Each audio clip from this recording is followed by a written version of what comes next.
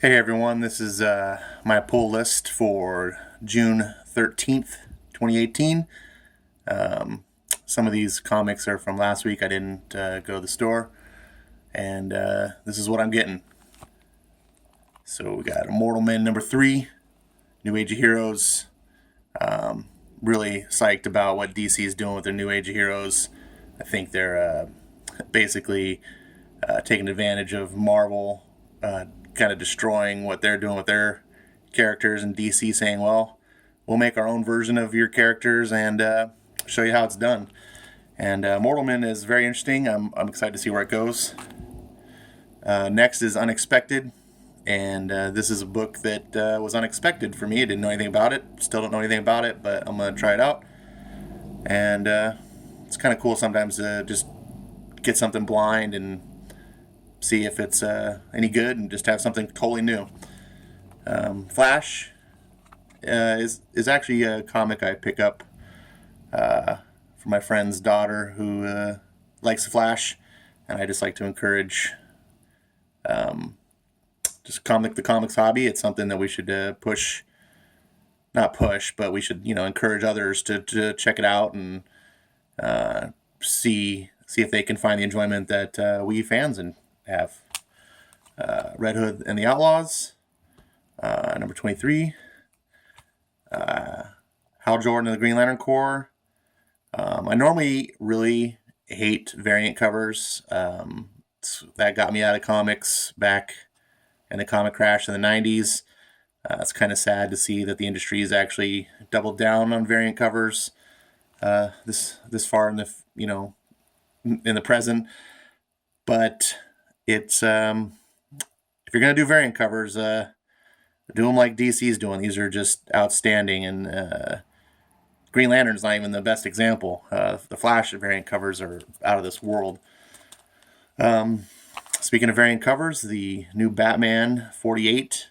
I decided to pick this up as variant cover because it's just gorgeous. And Justice League number 1. I decided to try Justice League. Never really liked Justice League, but I decided to try it out. It's always good to keep an open mind. I do like Zack Snyder, and this variant cover again is fantastic. I'm a huge Jim Lee fan, so let's see where it goes. Man of Steel number 2. Very optimistic about Bendis. A lot of people are not, and the first issue was decent.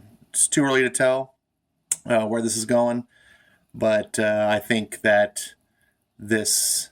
I think Bendis is a talented writer. When he came into the scene, I think people forget what he did with Daredevil and some of his early runs. And I think the Bendis that we know now is someone who took way too many titles, just phoned in stuff, get a paycheck, had no editorial oversight at Marvel, which is pretty clear that Marvel's just has no editing at all. Like, all the editing talent is just out of the house. I don't know what they're doing over there. So Bendis was just free to just phone in stuff. And I think at DC that's going to be a different issue. DC very much is concerned with their properties.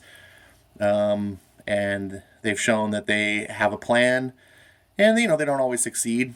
Comics have never been 100% great, no matter... Marvel back in the 90s when they were at the top of their game still had a ton of crap titles. It's really hard to hit home runs all the time.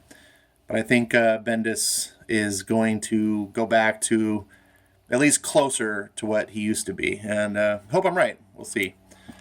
So I got Man of Steel 3 as well. And then Oblivion Song. This is, if you like original sci-fi, just cool stuff. This is a great title to check out. Very interesting, original, early. You can jump on, and you don't have to worry about digging too far back to catch up. And then finally, this is just a must buy. I'm a huge Frank Miller fan. I will pretty much buy anything he does. Even when Frank Miller is at his worst, he's still better than most. And when he's at his best, well, if you haven't ever seen Frank Miller at his best, then you you need to get out there and check out some of his great stuff, because I don't think anyone has done it better. And that's it. Thanks